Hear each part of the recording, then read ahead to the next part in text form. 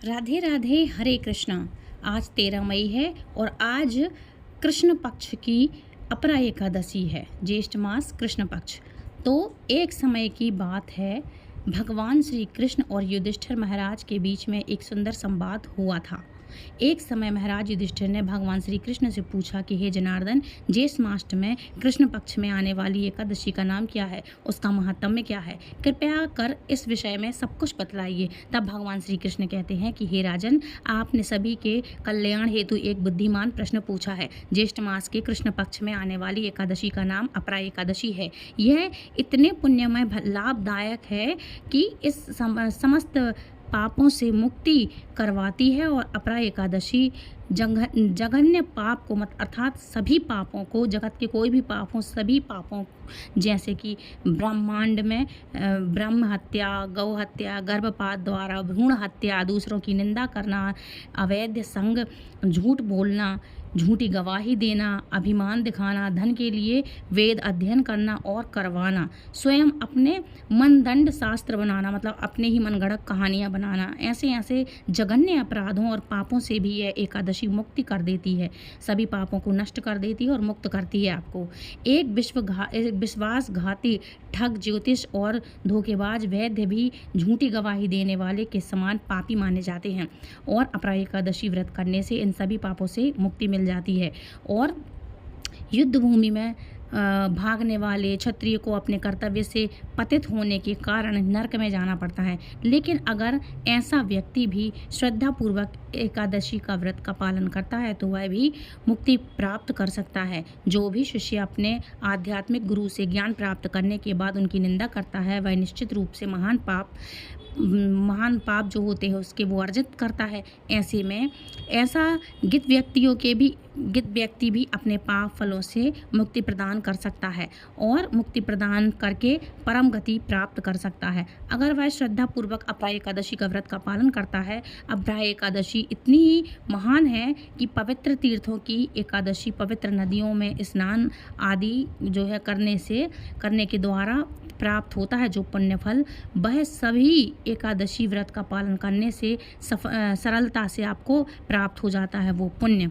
यह जो एकादशी है पाप फलों के वृक्ष को काटने के लिए एक तीक्ष्ण कुल्हाड़ी के समान है। पापों के ईश्वर को ईंधन को जला करके राख करने वाली दावानल के समान मानी गई है। एकादशी अज्ञात उत्पन्न अंधकार को समस्त पाप से समाप्त कर देती है और उज्ज्वल सूर्य के समान बताई गई है।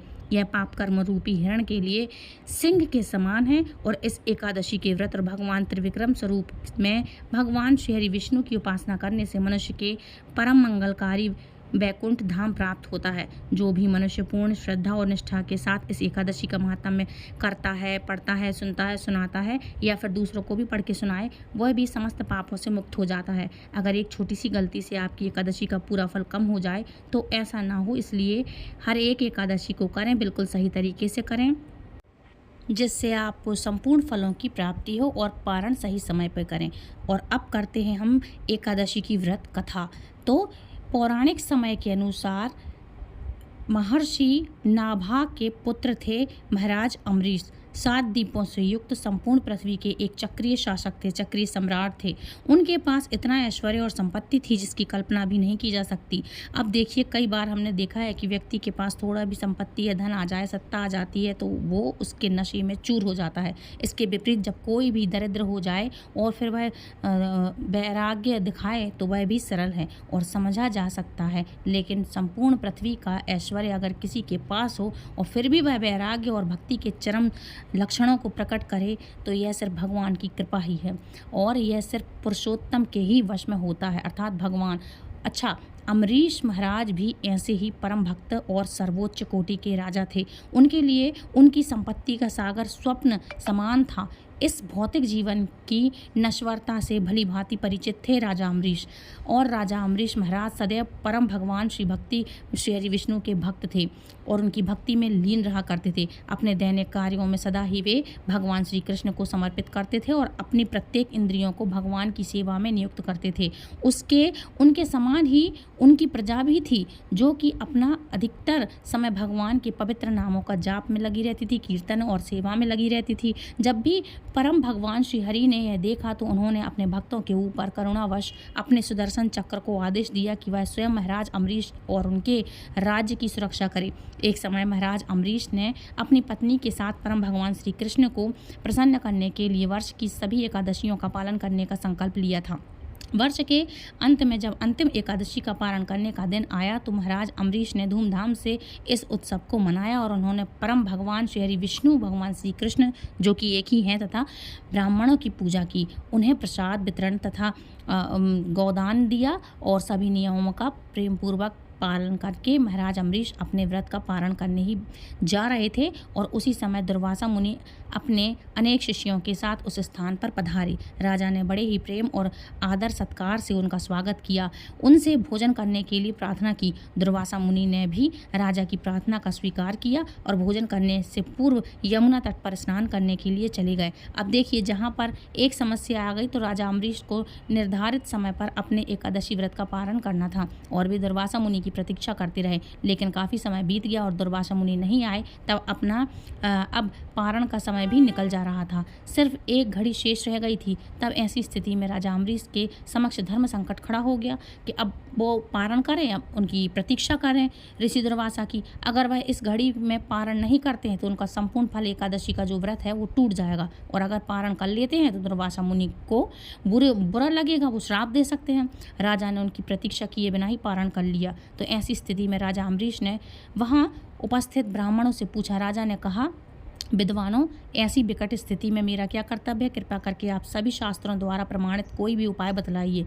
राजा की स्थिति को देखते हुए ब्राह्मणों ने कहा, राजन, इस स्थिति में शास्त्रों का कथन यही है कि आपने इन सभी एकादशियों का पालन संपूर्ण निर्जला रहकर किया है, इसलिए अगर आप भगवान के चरणामृत का स्वीकार कर लेते हैं तो इस जल से आपका पारण हो जाएगा और इस प्रकार आप दुर्वासा मुनि को भी संतुष्ट कर पाएंगे। यह सुनकर राजा ने वही किया जो ब्राह्मणों ने कहा। राजा ने भगवान के चरणामृत की सिर्फ एक बूंद स्वीकार की और अपने व्रत का पारण कर लिया। अब वे दुर्वासा मुनि के आने की प्रतीक्षा करते रहे। अब देखिए, इधर स्नान करने गए दुर्वासा मुनि को समाधि में इस बात का पता चल गया था कि अम्बरीश ने जल ग्रहण किया है और इस बात से दुर्वासा मुनि को अत्यंत क्रोध आ गया।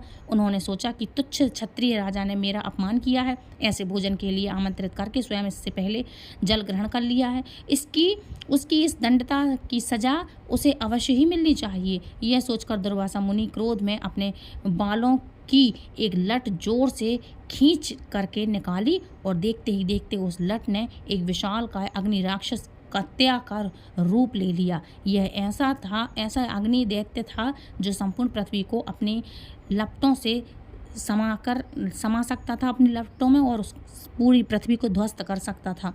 दुर्वासा मुनि ने उस कृत्य को आदेश देते हुए कहा कि जाओ, इसी क्षण उस अभिमानी राजा अम्बरीश को जलाकर भस्म कर दो।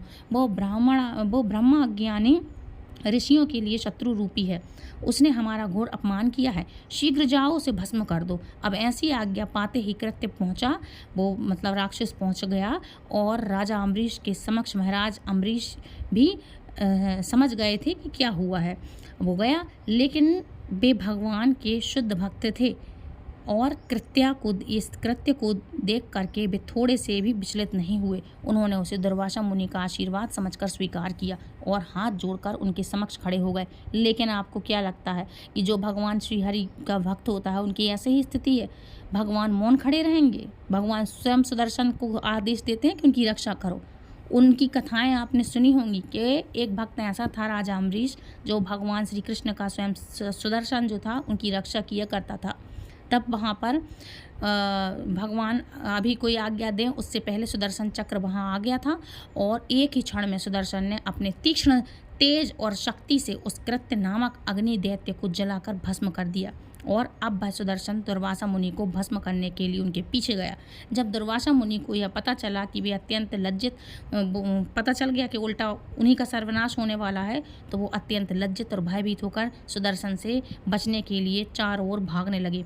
आकाश, पाताल, समुद्र, गुफाएं, दसों दिशाएं, हर जगह सुदर्शन ने उनका पीछा किया। इंद्र इत्यादि को क्या, वो तो स्वयं ब्रह्मा जी और शिव जी के ने भी उन्हें शरण नहीं दी।